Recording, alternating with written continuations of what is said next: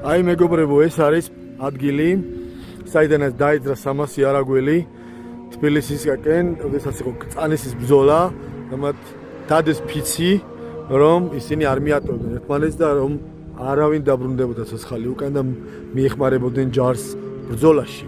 და აქვე არის ტაძარი, რომელიც სადღაც მთების ზემოდან ჩამოგორდა, ჩამოვიდა, წამოყვა წყალის დინებას და აგრეთვე ხვარცობს და ნახეთ ახლა ტაძარი როგორ გამოიყურება.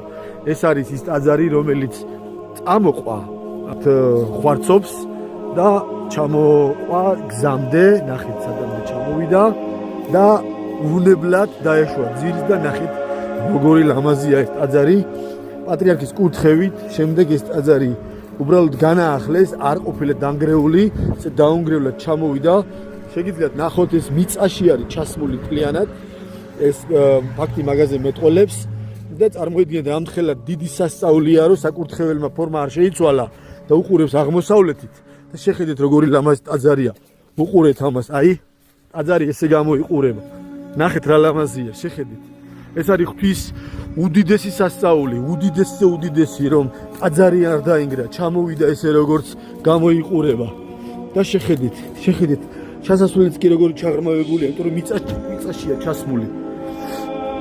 მოკლედ, ეს არის ღვთის ერთ-ერთი სასწაული, სამრეკლოა.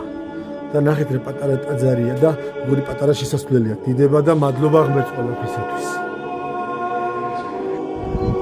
ეს ყველაფერი მოხდა სოფელ ნაღვარევში. ეს არის სოფელი ნაღვარევი, გზა რომელიც მიდის გუდაურისკენ და შემდეგ ყაზბეგისკენ.